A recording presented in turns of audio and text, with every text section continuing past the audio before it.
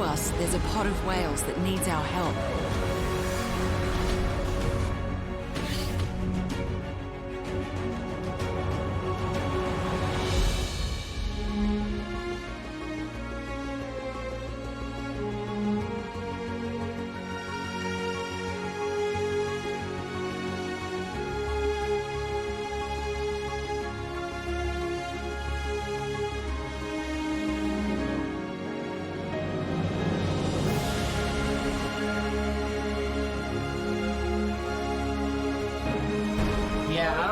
I didn't want to leave. The coolest VR experience ever. That was incredible. That was incredible. It was one of the coolest experiences ever. It was freaking amazing. I went into an alien zoo. Unbelievable.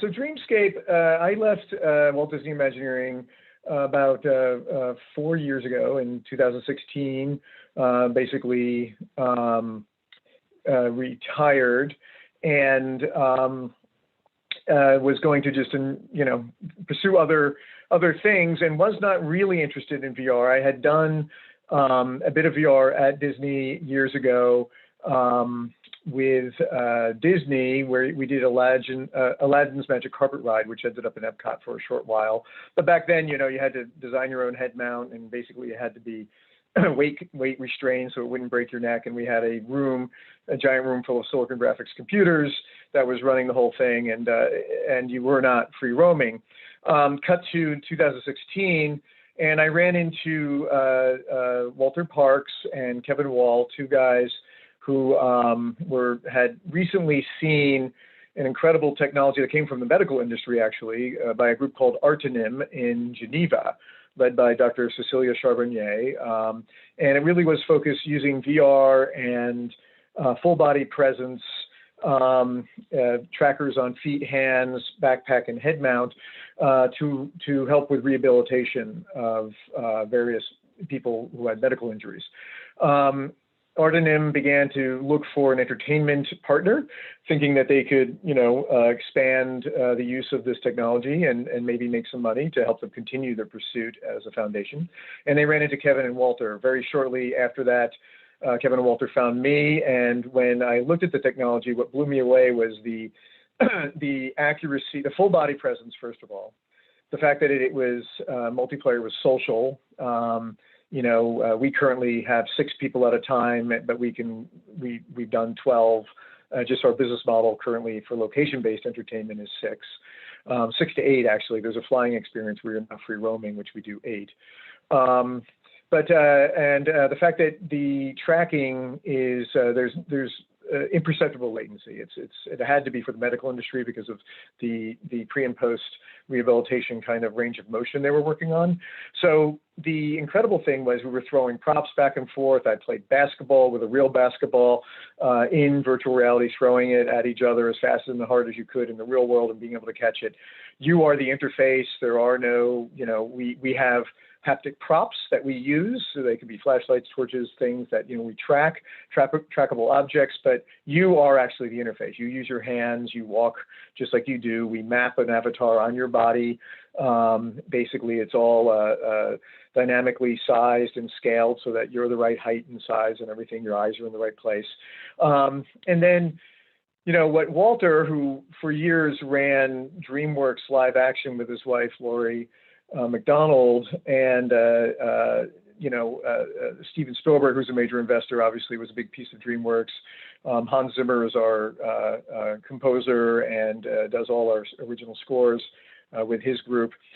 We all decided that, maybe with this technology, given that finally it could be social, finally you could interact in a way that was intuitive, just like you use your body and you didn't have to have controllers, that maybe we could do something that would be similar to what we were creating, me and Disney theme parks, and Spielberg and Walter in movies, which was very four quadrant, all ages, basically 10 to 90-year-old people, male, female, and really just create a hybrid between cinema and theme park attraction, and then take that out to malls, because we recognized back then that malls were suffering and needed to have ways to draw people in to them with online shopping and other things, and that's only gotten more pronounced, I think, over time. Well, I know since the pandemic. And so we ventured forth and said, let's see what we can do. If we can create four quadrant entertainment, we might be onto something. And a year later, we had our first title, which was called Alien Zoo. We opened with all originals. We purposely did that. We wanted to really test our theory. We obviously had analyzed the business closely. We designed what we call our pods, which are basically the theaters in which people step into, so 6 people at a time, gear up, put on sensors, hand, feet, backpack, head mount, and then they walk into untethered, 6 of them at a time, walk into a volume that in their world can be anything. It's virtual, so we have control of all the senses, hearing, smell. And we've outfitted this. It's basically a 16 by 16 foot room, but people feel like it's any size that we want it to be. A lot of people feel it's infinite because we can move you in many different ways. We have you walking with redirected walking, so you feel like you're walking further than you are. We also put you on a variety of vehicles, hover platforms. We have sea scooters you saw there. One of the experiences is you go and save a baby blue whale and reunite it with its mother. So there's a variety of ways that you can explore. This is actually a roller coaster kind of experience in one of our experiences in which you're an explorer, a la Indiana Jones, but not Indiana Jones. And you find yourself sort of on a runaway train. It's very convincing.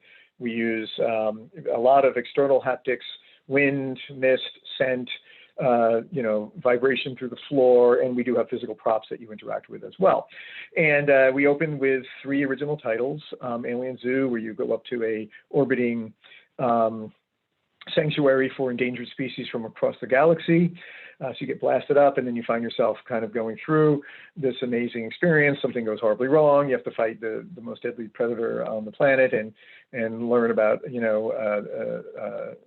the power of working together and how that might help save our own planet and maybe not become extinct. I already mentioned that we do a deep sea dive. You're an expert diver going down to find out why a blue whale has stopped moving. You discover it's a baby has been caught in a net, and you have to help save it and reunite it with its mother. And then we have the Curse of the Lost Pearl, where you go into a Mayan temple and have quite an adventure, and we really separate you, and you have torches, and you go through all sorts of Indiana Jones-like experiences. We also have our first franchise was with Universal, How to Train Your Dragon. This, we created our own seated experience. It's not powered. It's using people's own body to manipulate the mechanics of the seat, but it feels like you're walking and flying on the back of a dragon. It's very convincing. And, we're now taking that to other franchises as well.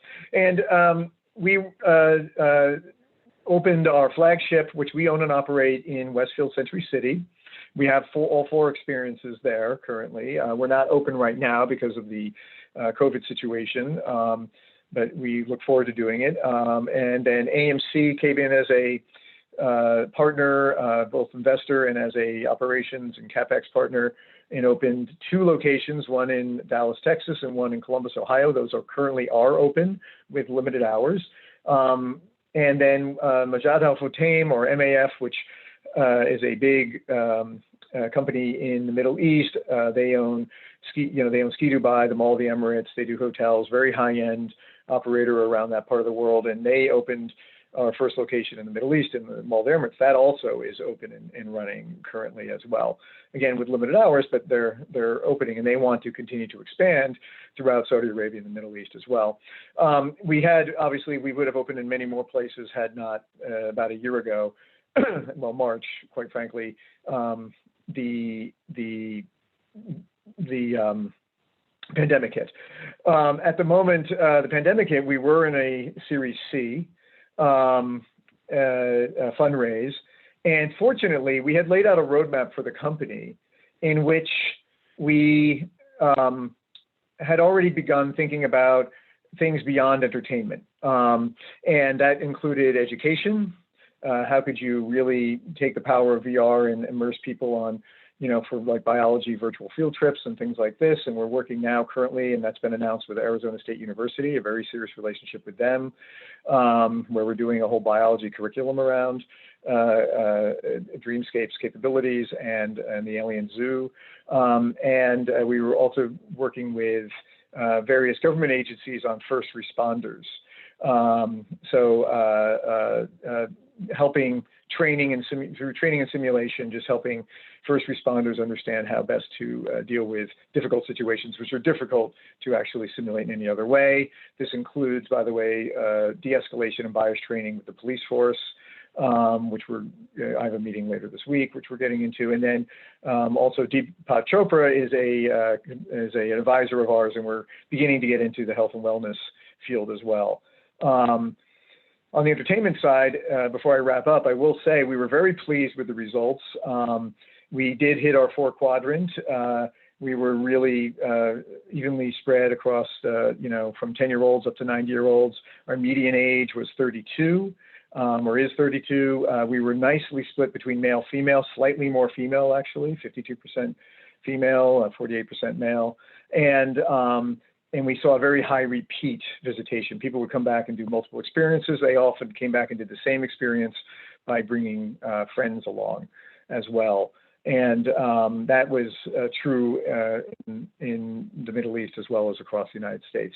So we were very encouraged and still are very encouraged. We also learned from our data that most people who were coming, over 65%, were coming specifically because there was this unique Dreamscape VR experience at the mall location, not because they frequented the mall. So we actually thought we were going to benefit mostly from foot traffic, but the fact is that people heard about us 99% through social media. The malls did some advertising locally, but people would drive upwards of 3 hours in LA specifically to come and just have a Dreamscape experience. And of course, they did stay at the mall and continued to shop and eat and do other things once they were there.